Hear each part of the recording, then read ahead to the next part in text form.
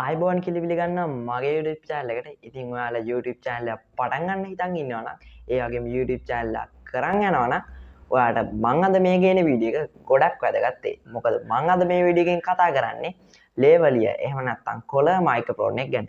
ඉතින් මම දැන් මේ කොළ එකට බට් කරගෙන ඉන්නේ මේ මයික්‍රොෆෝන් එක තමයි.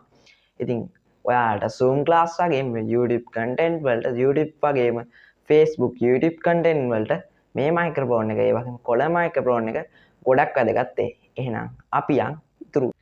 ඉතින් ලේවලිය මයික්‍රොෆෝන් එක කියන්නේ මොකද්ද? ලේවලිය මයික්‍රොෆෝන් එක කියන්නේ පොඩි ක්ලිප් එකක් තියෙන මයික්‍රොෆෝන් එකක්.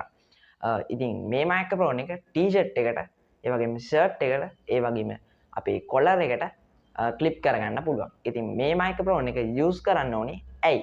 ඉතින් අපි උදාහරණයකට ගමුකෝ මේ වීඩියෝ එක. මේ වීඩියෝ එකේ තියෙන මගේ කටහන තියෙන්නේ.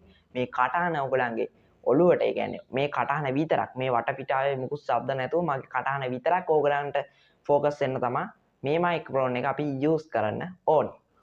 ඉතින් අපි දැන් කතා කරමු මේ ලේවලිය මයික්‍රොෆෝන් එක ෆෝන් එකට කනෙක්ට් කරන්නේ කොහොමද කියලා.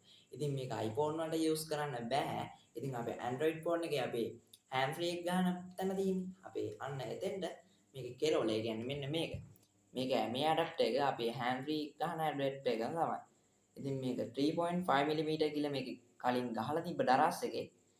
ඉතින් මේ තියෙන මේ Android ෆෝන් එකේ අපි hand free එක ගහන තැනටම අපිට මේක ප්ලග් කරන්න පුළුවන්. ඉතින් මේකේ මයික් එක පැත්තට ආවට පස්සේ අපිට බලා ගන්න පුළුවන් මේකේ ඉතින් මේ රබර් පුෂ් එකක් තියෙනවා. ඉතින් මේකේ මේ රබර් පුෂ් එක ගැලවුවට පස්සේ අපිට බලා ගන්න පුළුවන් අපේ මයික් එක. ඉතින් ඇත්තට මේ අපි මේ රබර් කෑල්ල මේ ස්පොන්ජ් එක අපි පාවිච්චි කරන්නේ ඇත්තටම ගොත් මේ අපි සාමාන්‍ය දැන් මොකක් හරි වීඩියෝ එකක් රෙකෝඩ් කරද්දී ඒකේ තියෙන වටපිටාවේ තියෙන ශබ්ද නැතුව අපේ කටහන විතරක් මේක ફોකස් කරන්න. ඉතින් මේ වෙනවනේ ගන්න මෙහෙම තමයි මයික් එක බලා ගන්න ලැබෙන්නේ. ඒකත් එක්කම අපේ ක්ලිප් එකක් එනවා. ක්ලිප් එකත් හොඳ හයියට තියෙනවා. ප්ලාස්ටික් නෙමෙයි ඒක. ඉතින් මෙහෙම තමයි අපිට පේන්නේ. ඉතින් මේක මම මැල්ල බැලුවා මේක දිග කොච්චරද කියලා. ඉතින් මේක ඇත්තටම කිව්වොත් අඩි 4කට වඩා දිගයි. ඉතින් ඇයි අපි ලේවලිය මයික්‍රොෆෝන් එක යූස් කරන්න ඕනේ? ඉතින් අපේ වොයිස් එක ක්ලියර් කරන්න. අපි උදාහරණයකට ගමු. දැන් මම මෙතන තමයි මගේ මයික් එක ක්ලිප් කරන් ඉන්නේ.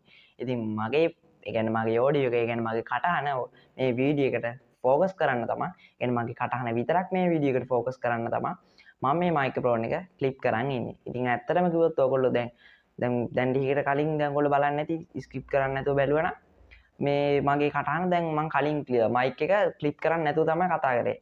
එතකොට තිබ්බ වෙනසයි මේ දැන් තියෙන වෙනසයි දෙකක්. ඕගලන්ට හොඳටම තේරෙනවා ඇති මගේ කටහන විතරක් මේකට ફોකස් වෙලා තියෙනවා කියලා. ඉතින් අපේ සාමාන්‍යයෙන් දැන් මේක මයික් එක නැතුව අපි රෙකෝඩින් කරද්දි අපේ වටපිටාවේ තියෙන ශබ්ද ඇහෙනවා වැඩි. ඉතින් මේ මයික් එක ක්ලිප් කරගත්තා කියන්නේ අපේ කටහන විතරක් මේ. ඉතින් මම මේ ලේවලිය මයික්‍රොෆෝන් එක දරස් එකෙන් තමයි ඕඩර් කරේ. ඉතින් 350ක් වැනි සුළු මුදලකට තමයි මම මේක ඕඩර් කරේ.